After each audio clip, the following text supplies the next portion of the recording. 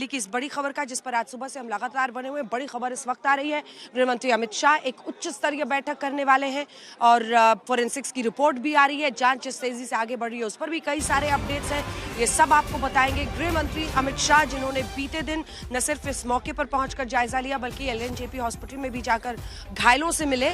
वो एक उच्च स्तरीय बैठक तमाम अधिकारियों के साथ ले रहे हैं, जिसके जरिए ये समझने की कोशिश होगी कि किन परिस्थितियों में, क्योंकि अगर कड़ियां जुड़ रही हैं, जो भारी बरामदगी कल एक्सप्लोसिव्स की गई थी और वहां से कड़ियां इस घटना की जुड़ती हैं जो लाल किले के मेट्रो स्टेशन से आप देख रहे हैं इस वक्त। एक बार फिर से यहाँ की तस्वीर आपको दिखाना चाहते हैं, क्योंकि आज सुबह की तस्वीर जब आप देखेंगे तो यहाँ पर पुलिस की भारी मौजूदगी है।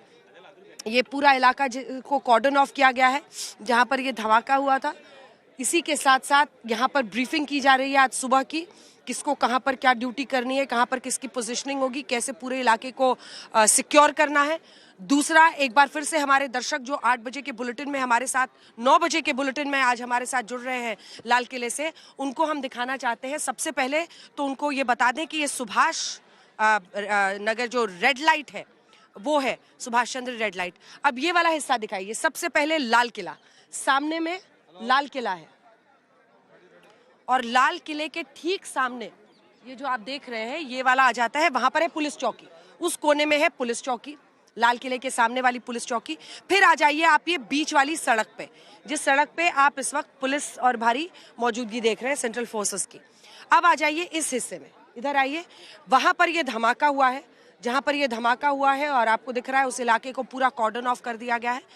फिर जैसे ही आप इस रोड को क्रॉस करते हैं, यहाँ पर आइए, ये है श्री दिगंबर जैन लाल मंदिर जी, और यहाँ से यहाँ पर भी फोरेंसिक्स की टीम गई थी, यानी यहाँ तक भी कुछ ऐसे जो हिस्से हैं गाड़ियों के जो परखच्चे उड़े हैं, जो धमाका हुआ है उसमें जो कुछ हिस्से हैं वो वहाँ पर भी गए थे। अच्छा, उसके बाद से इसी मंदिर के ठीक पीछे आप सोचिए कि गौरी शंकर मंदिर है, फिर गुरुद्वारा है, बहुत ही सेंसिटिव, और शाम के पहर में तो 7 बजे के आसपास आप अंदाज़ा लगा ही सकते हैं कि 6:55 पर अगर ये धमाके हुए हैं तो किस तरह की परिस्थिति रही होगी। अब एक और बड़ी खबर आपको बता रहे हैं, जिस पर हम, एक तो गृह मंत्री अमित शाह इस वक्त बैठक ले रहे हैं, लेकिन अब मुख्य आरोपी जिसे इस केस में बताया जा रहा है मोहम्मद उमर, पुलवामा का रहने वाला, पेशे से डॉक्टर बताया जा रहा है। सबसे पहले तो I-20 कार को जब ट्रेस किया जाता है, सीसीटीवी कैमरे के जरिए ट्रेस किया जाता है, तो सबसे पहला जो जानकारी आती है वो ये कि हरियाणा के नंबर की गाड़ी है। फिर गाड़ी को जब ट्रैक किया जाता है तो सबसे पहला ओरिजिनल ओनर इस गाड़ी का है सलमान, और सलमान के बाद से ये गाड़ी अनेकों बार आगे बिकी है। मोहम्मद उमर ने भी इसे खरीदा और वही फाइनल, मतलब आखिर में जब ये धमाका हुआ इस गाड़ी का, तो उस गाड़ी का मालिक, यानी ये गाड़ी रजिस्टर्ड है मोहम्मद उमर के नाम से, जो पुलवामा से है, पेशे से डॉक्टर है। तारीख, कई सारे तार जुड़ रहे हैं। जल्दी से चलते हैं, हिमांशु मिश्रा हमारे सहयोगी इसी खबर पर हमारे साथ जुड़ गए हैं। हिमांशु, कार सबसे बड़ा और कार का नंबर प्लेट, क्योंकि सीसीटीवी पे ये कार पूरा ट्रैक हुआ है, ये सबसे बड़ा सोर्स बना पूरी जानकारी इकट्ठा करने का, और इसी गाड़ी के जरिए मालिक भी और वही अब मुख्य आरोपी भी बनता हुआ दिखाई दे रहा है इसमें मोहम्मद उमर। हिमांशु, बिल्कुल, पिछले 5 दिनों से तलाश भी थी इसकी अंजना। पुलिस 5 दिनों से 5 दिन पहले ही पुलिस को इसके बारे में पता लगा था और जम्मू कश्मीर पुलिस हरियाणा पहुंच भी गई थी। फरीदाबाद में मौजूद थी। मुजम्मिल और अदील, ये दोनों पुलिस की गिरफ्त में थे और इन्हीं दोनों के साथ ये तीनों डॉक्टर थे, एक साथ थे। और उसके बाद जब पुलिस ने मुजम्मिल के घर से जो 2 उसके रेंटेड एकोमोडेशन थे वहां से जब इतनी बड़ी रिकवरी की, तो उसके बाद से लगातार रेड्स अलग अलग इलाकों में की गई। मैं खुद वहां पर मौजूद था जहां पर ये रेड्स की जा रही थी और लगातार पुलिस की टीम अलग अलग दिशा में काम कर रही थी। और उमर को लगा कि शायद अब वो पकड़ा जाएगा, और उसके बाद वो दोपहर के वक्त में जो बदरपुर बॉर्डर का हिस्सा, उधर से वो दिल्ली में एंट्री करता है। और उसके बाद उस वक्त उसके साथ कुछ लोग थे। अब सवाल ये उठता है कि जब ये धमाका हुआ तो उस वक्त गाड़ी में कौन कौन है, ये डीएनए रिपोर्ट आएगी तो साफ हो जाएगा। अब पुलिस पूरा ट्रेस कर रही है, जो तमाम सीसीटीवी फुटेज है उनको ट्रेस किया जा रहा है, ताकि कहीं ये चीजें दिखें कि गाड़ी में कुल कितने लोग थे और उनकी पहचान हो सके। और जब धमाका हुआ तो उस वक्त गाड़ी में कितने लोग मौजूद थे। एक और बड़ी अब खबर अगर आ रही है, जब मांशु आपको रोक रहे हैं, बड़ी खबर आ रही है क्योंकि इस इसी कार के जो ये मालिक है मोहम्मद उमर, जो अभी मुख्य आरोपी बताया जा रहा है, आखिर इसके पीछे कौन कौन था ये समझने की कोशिश में पुलवामा में शुरू हो गई है कार्रवाई। पुलवामा में 12 मोबाइल जब्त किए गए हैं।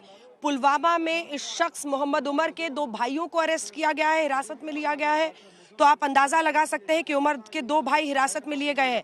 यानी अब पुलवामा में जाकर जो पूरा एक्शन है वो लिया जा रहा है। हम आपको बता दें देश भर में हाई अलर्ट है, लेकिन जहां जहां से इन लोगों के तार जुड़ रहे हैं, क्योंकि दोनों ही पुलवामा के बताए जा रहे हैं और मोहम्मद उमर अगर मुख्य आरोपी अभी तक दिखाई दे रहा है, मुख्य आरोपी बताया जा रहा है, तो इसी मोहम्मद उमर के घर को ट्रैक किया जा रहा है।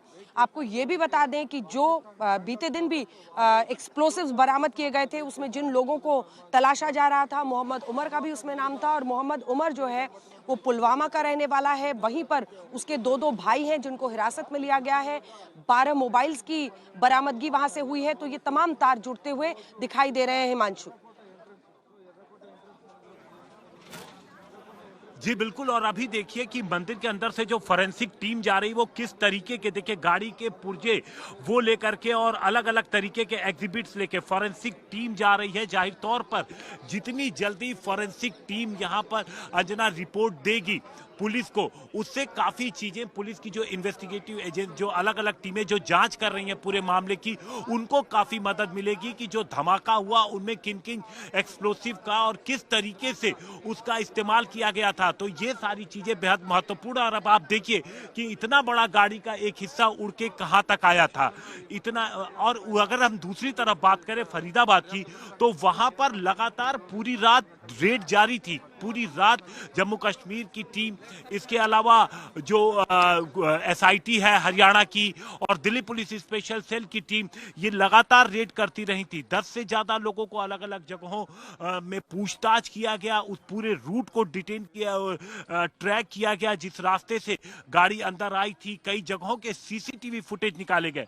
200 पुलिसकर्मी सिर्फ सीसीटीवी जो फुटेज है उसको स्कैन करने में लगाए गए हैं, 200 के करीब। अब आप अंदाजा लगाइए कि पूरी रात में पुलिस की कोशिश थी कि जो पूरा रूट है वो इस्टेब्लिश किया जाए।